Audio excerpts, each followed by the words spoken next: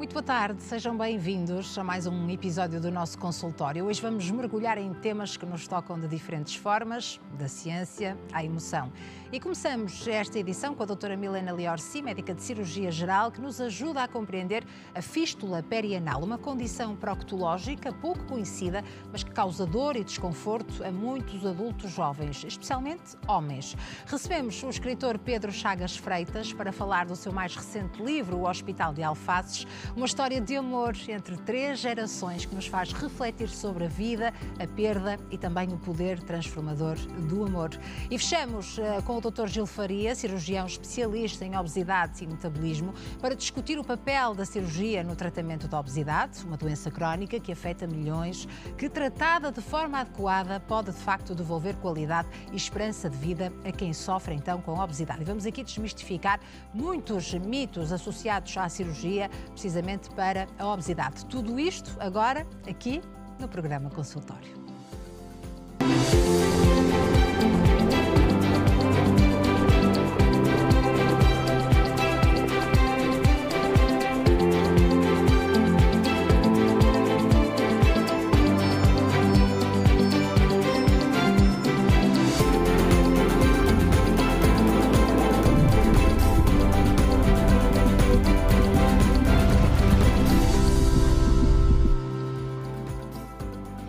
Cá estamos de regresso com o nosso programa Consultório. Muito obrigada por estar connosco, na nossa companhia. Claro que eu conto consigo até bem perto das 5 da tarde e vou levar até si vários conteúdos que dizem respeito à nossa saúde e bem-estar. Esta é a nossa missão de segunda a sexta-feira, entre as 3 e as 5 da tarde. Já sabe também que pode participar, esclarecer aqui as suas questões relacionadas então hoje com a cirurgia geral e também aqui foco a doença crónica, a obesidade, mas pode também partilhar o seu testemunho, a sua história, dividir connosco a sua opinião. Deve pegar agora no telefone, marcar o número de telefone 225083297 para juntar-se a nós em direto, precisamente ao telefone, ou também partilhar toda esta informação por escrito através do nosso endereço de e-mail consultório@portocanal.pt.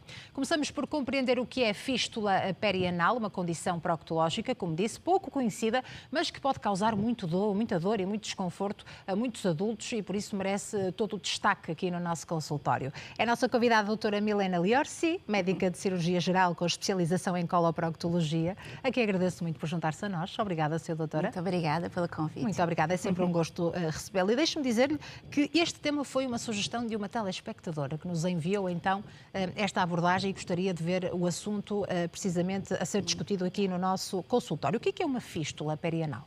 Então, uma fístula perianal é uma comunicação. Então, eu explico da fístula como se fosse um túnel. Para as pessoas entenderem, a fístula, em termos de sintomatologia, são muito variadas, mas a fístula é um túnel que foi criado, e as pessoas nem acreditam que isso pode acontecer no nosso corpo, com um buraquinho para fora da região perianal da nádega, e esse túnel vai passar até lá dentro do reto. Então, se forma mesmo uma comunicação, é um túnel. Isso é uma fístula. Existem diferentes tipos de fístula? Sim. As fístulas, elas são classificadas de acordo com a sua localização, tá? Então, pode ser uma fístula mais pequenininha ou uma fístula que envolva uma localização mais profunda, e assim nós classificamos os tipos de fístula perianal. E esta em específico, fístula perianal, é causada por quê? Quais são os principais fatores? Existem várias causas para as fístulas, mas existe uma que é a mais comum, né? Apesar de não ser uma doença tão frequente, a causa mais comum de desenvolver uma fístula é pela presença de uma infecção.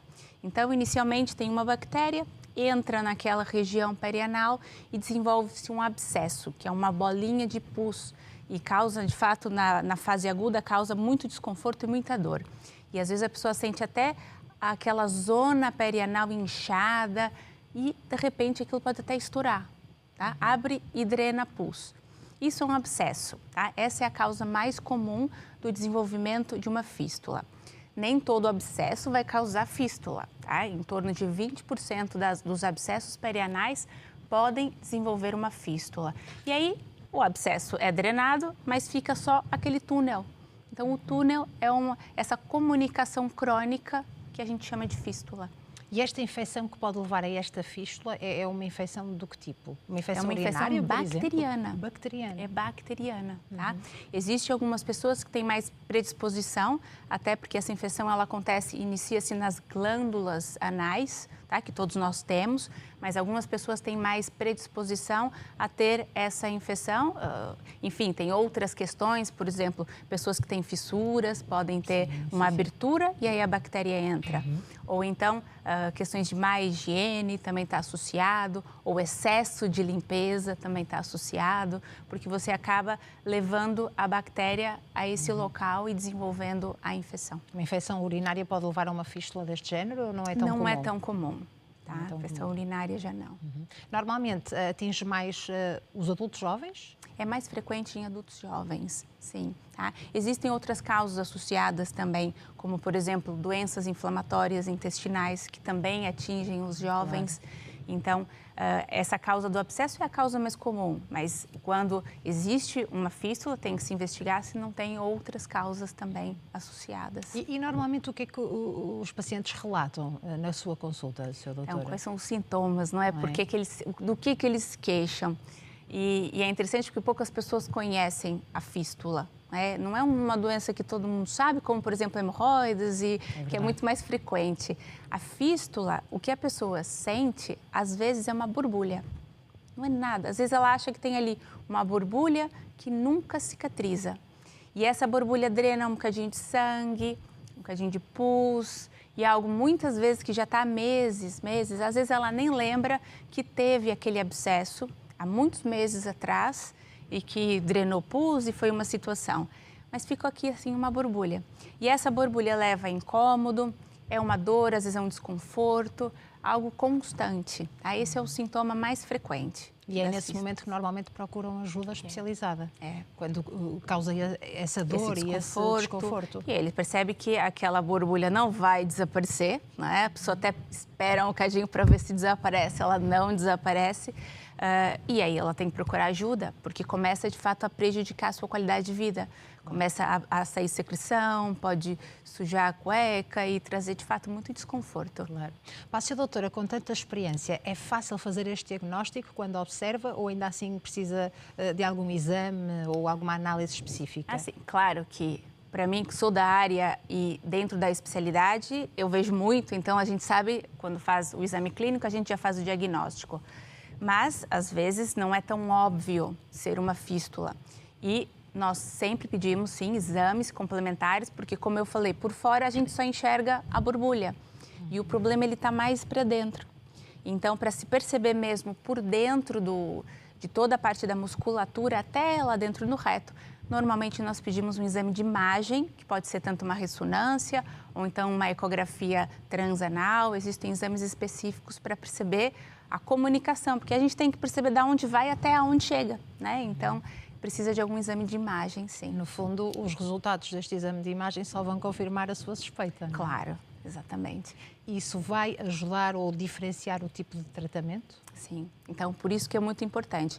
Muitas vezes a gente já sabe o diagnóstico pelo exame clínico e eu peço a ressonância, mas para eu planear qual vai ser o tratamento. Porque as fístulas, sim, são diferentes. Uma fístula pequenina, simples, tem um tratamento completamente diferente de uma fístula complexa. De uma fístula, às vezes, tem vários caminhos. Então, imagina que não é um caminhozinho só linear. Às vezes, ela ramifica, faz trajetos, começa linear, depois como se fosse uma estrada que bifurca e ela vai parar em outro lado. Então, tem fístulas muito complexas e pode se tornar um problema, de fato, muito mais grave do que outras que são pequenininhas. Parece algo também muito complexo de tratar. Sim, tá? Principalmente de acordo com a complexidade e a distância dessa fístula. Tá? Porque o que é o mais importante nas fístulas relacionadas ao tratamento é perceber que existe um músculo envolvido, que é o nosso músculo do esfíncter. E o tratamento muitas vezes pode envolver a perda desse músculo e levar à incontinência. Incontinência fecal, neste caso. Incontinência fecal. Claro. Tá? Então, essa é uma preocupação que quem trata esse tipo de problema tem que ter, porque tem que se perceber que não pode se lesar essa musculatura. Por isso tem que ser feito um estudo e direcionar qual vai ser o melhor tratamento para preservar a musculatura. Portanto, depois dessa observação, exame de imagem, essa avaliação muito cuidada, criteriosa, quais são as abordagens terapêuticas para os diferentes tipos? As fístulas são sempre cirúrgicas, tá? Não existe tratamento médico, não existe pomadas. Por mais que a gente adoraria que tivesse um comprimido que resolvesse as fístulas, não existe. Fístula é tratado sempre com cirurgia, tá? Agora, existem tipos de cirurgia. Hoje em dia existem a cirurgia mais tradicional, que de fato é pegar esse túnel, abre-se o túnel e faz uma limpeza do túnel. Isso resolve, tá? Isso seca de dentro para fora e o túnel fica resolvido. A questão é que tem um músculo e se houver muita musculatura envolvida, não se pode cortar, não pode se fazer uma cirurgia com cortes. E aí existem outras técnicas, como por exemplo o laser, é uma das alternativas para preservação da musculatura para se utilizar nas fístulas. Estamos a falar, no caso do laser, uma só sessão ou são precisas mais? Sessão.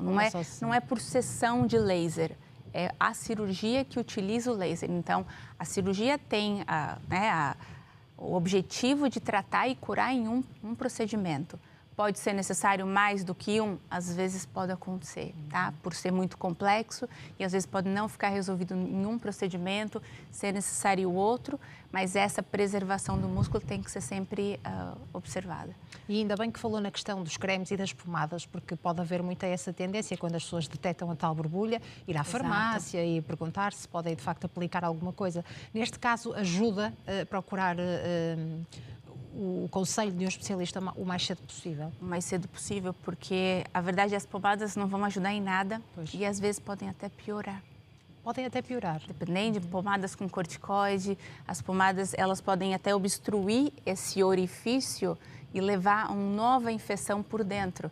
Porque enquanto aquele túnel sai a secreção e ele continua, ele não cria um novo abscesso.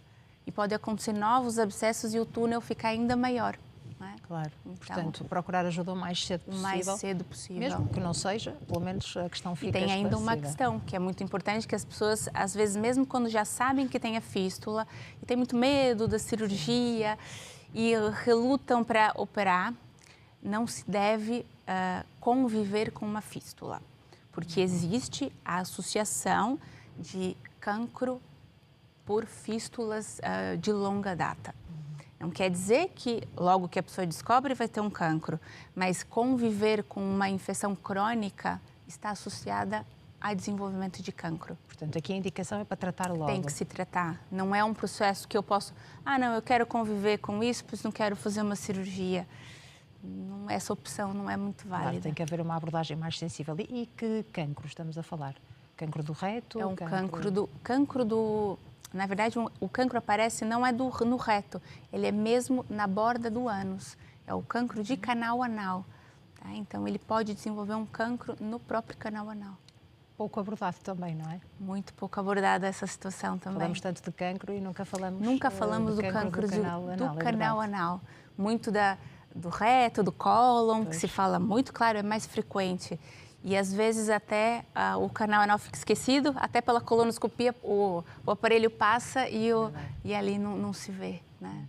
Fazendo esta cirurgia, esta abordagem, Sra. Doutora, que cuidados é que são necessários após o procedimento? No pós existem alguns cuidados locais, a pessoa tem que ter cuidados muitas vezes de não usar papel, aquela higiene local muito mais cuidadosa, até para evitar outras infecções, até que tudo cicatrize. Tá? Geralmente, claro que isso depende muito de cada cirurgia e cada caso é muito específico pela complexidade das fístulas, mas em torno geralmente de 4 semanas a 6 semanas é um tempo que a gente consegue reavaliar e perceber se de fato ficou curado.